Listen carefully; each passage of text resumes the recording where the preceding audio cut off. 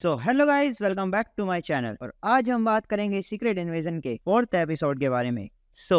Let's get start. Secret invasion का 4th episode drop हो चुका है, जो काफी छोटा था और इसे मार्वल बड़ा बना सकता था, जिसके बारे में हम बाद में बात करेंगे। और इसमें हमें ज्यादा स्टेक्स हाई भी नहीं दिखते बाकी एपिसोड से। स्टार्ट में ही हमें दिखाया जाता है कि गाया अभी भी जिंदा है, और 3rd एपिसोड की एक शॉकिंग एंडिंग के बाद हमें दिखाया जाता है कि कैसे गाया स्क्रलोस से निकलने से पहले ही डॉक्टर डेल्टॉन की मेमोरीज में से अपने आप को सुपर स्कल में कन्वर्ट करने का तरीका ढूंढ लेती है और अपने आप को एक्सट्रीमीज से इंजेक्ट कर कर सुपर स्क्रल में कन्वर्ट कर लेती है। अगर आप सोच रहे हैं कि मैं इसे एक्सट्रीमीज कह रहे हो, तो वहां पर हमें दिखता भी है कि उसने सिर्फ एक्सट्रीमीज का यूज करा है। और बाद में जब ग्रेविक उसे गोली मार देता है और वहां से ग्रेविक के जाने के बाद गाया उससे हील हो जाती है।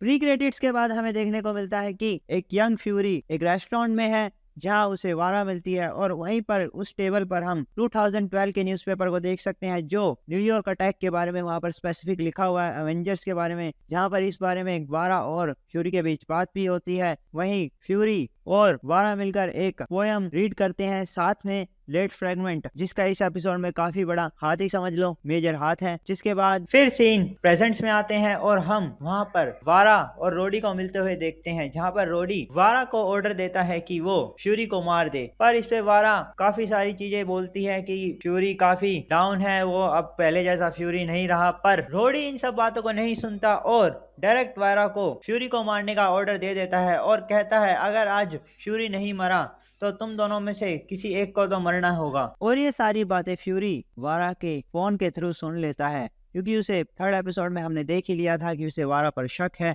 तो वो उसके फोन को देख रहा होता है। और उसी टाइम प्रोबेबली उसने वारा के फोन में एक बग फिक्स कर दिया होगा, जिससे उसने ये सारी कन्वर्जेशन सुनी। जिसके बाद वारा और फ्यूरी अपने घर में मिलते हैं, जहाँ पर फ्यूरी ने अपनी वेडिंग रिंग नहीं पहनी होती और वारा समझ जाती है।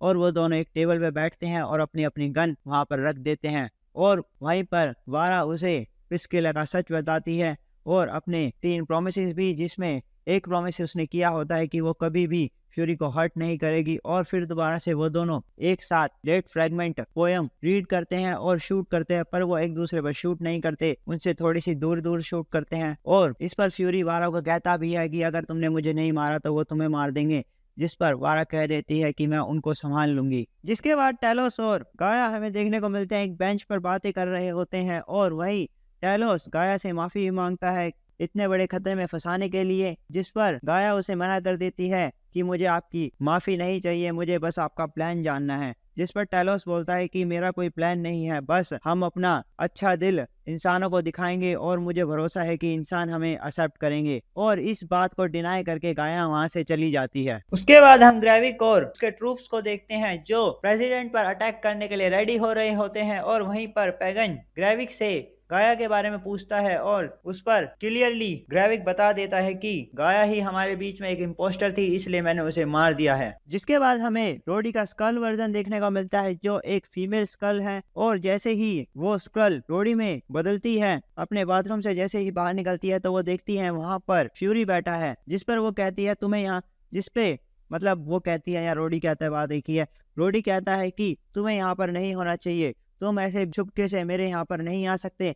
और वहीं फ्यूरी काफी महंगी शराब, जिसे मैं आपको स्क्रीन पे दिखा रहा हूँ, वो लेकर उसे बहका लेता है और उसे वो पिला भी देता है। और उसे बताता है कि प्रेसिडेंट का कोई करीबी, बहुत ही ज्यादा करीबी एक स्क्रल है। और इस पर रोडी कहता है कि तुम ये अपनी बकवास लेकर यहाँ से चले जाओ और चारों तरफ ये बकवास ना फैलाओ, नहीं तो मैं। और उसे धमकाते हुए उसे एक वीडियो दिखाता है, जिसमें फ्यूरी मारिया हिल को गोली मार रहा है रशिया में। और हम सब जानते हैं कि वो फ्यूरी नहीं बल्कि ग्रेविक है। और जिसके बाद वहां से फ्यूरी चला भी जाता है। और वहां से फ्यूरी निकलने के बाद गाड़ी में टेलोस से मिलता है और वहां पर हमें पता चलता है कि उस शराब में फ्यूरी ने एक लिक्विड ट्रैकर डाल रखा था, जिससे अब वो रोडी को कहीं भी ट्रैक कर सकते हैं। जिसके बाद हम प्रेसिडेंट को यूके में आता हुआ देखते हैं।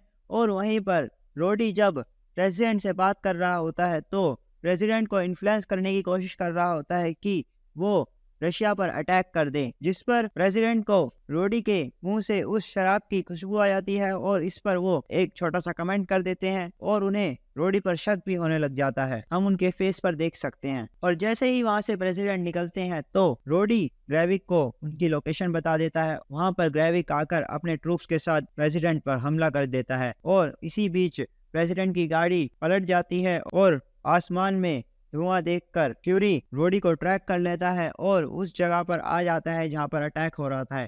इस अटैक में वो प्रेसिडेंट को बचाने के लिए उनकी तरफ से लड़ रहा होता है और उनके कमांडर भी फ्यूरी के साथ मिलकर स्क्रल्स पर अटैक कर देते हैं। और उसी में टैलोस प्रेसिडेंट को उस गाड़ी में से निकालने के लिए शीशे को तोड़ने की कोशिश करता है ताकि प्रेसिडेंट वहां से निकल सकें और सेफ रहें। और हम उसके बाद ग्रेविक की नई पावर्स भी देख सकते हैं, ग्रूट वाली जो उसे एक्सपेरिमेंट के थ्रू मिली है। एक पावर हम पहले भी देख चुके हैं एक्सट्रीमीज वाली, अब 2 पावर देखनी रह गई हैं जो आगे प्रोबेबली हमें देखने को मिल जाएगी बाकी 2 एपिसोड्स में। और ग्रेविक जैसे ही देखता है कि टैलोस प्रेसिडेंट को निकालने वाला है तो वो टैलोस पर शूट कर देता है। फिर भी घायल होने के बावजूद भी टैलोस प्रेसिडेंट को बचाने की कोशिश में लगा रहता है और वो हाफ स्क्रल में भी कन्वर्ट हो जाता है, जिसको वहाँ के सोल्जर्स देखकर डर जाते हैं और उसको अपना एनिमी समझने लग जाते हैं। जिस पर फ्यूरी उन्हें समझा देता है कि ये हमारी तरफ है और वो प्रेसिडेंट को वहां से बाहर निकालने में कामयाब होता है। लेकिन जैसे ही फ्यूरी प्रेसिडेंट को लेकर अपनी गाड़ी की तरफ जाता है, ग्रेविक वहां पर आकर टैलोस को मार देता है। और सबसे अजीब बात हमें यहाँ पर देखने को मिलती है कि फ्यूरी वहां से चला जाता है बिना टैलोस की बॉडी को लिए, वहीं पर उसकी बॉडी को पड़ा छोड़ देता है। यह एपिसोड बाकी 3 एपिसोड्स के आगे काफी फीका लगा, पर और इस एपिसोड को काफी बड़ा बनाया जा सकता था, जिसमें हम गाया का स्क्रलोस से एस्केप काफी ब्रीफली देख सकते थे और ग्रेविक और उसके ट्रूप्स के बीच